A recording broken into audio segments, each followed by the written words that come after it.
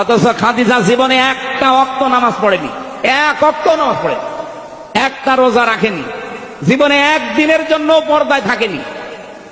বলেন, তার পুরা জীবন আমি পড়ে দেখেছি, জীবনে কোনোদিন তিনি পর্দায় ছিলেন না।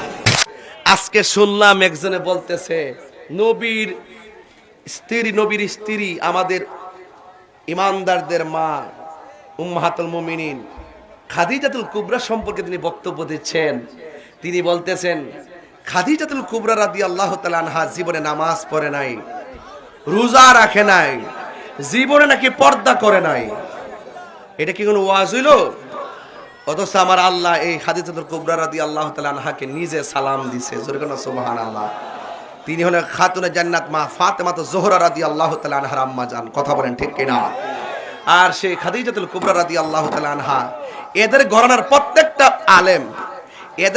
প্রত্যেকটা আলেম ওই মা খাদিজার বিরুদ্ধে, আয়েশা সিদ্দিকের বিরুদ্ধে, পাকবান্নাদের বিরুদ্ধে, নবীর বিরুদ্ধে কথা বলতে পারলে মনে হয় বাঁচে।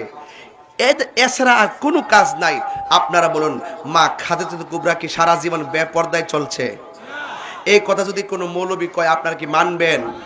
এই কথার জবাব যখন আমি দেই, তখন একদল বলে আমি হিংসা করি, আমি প্রতিহিংসা করি।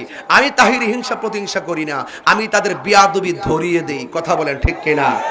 কেউ ভুল করলে ভুলটা ধরিয়ে দেওয়ার নাম অন্যায় না, এটা হলো শ্রেষ্ঠত্বের বহিঃপ্রকাশ। কথা বলেন ঠিক কিনা? বলেন আমি মারেফত মানি। কথা বলেন ঠিক কিনা? আপনি একটা দিয়ে ভাইতেন না, শুধুমাত্র যা চোখে দেখতেছেন তা দিয়ে আপনারা চলে যাবেন না, এটা কোনো কথা না।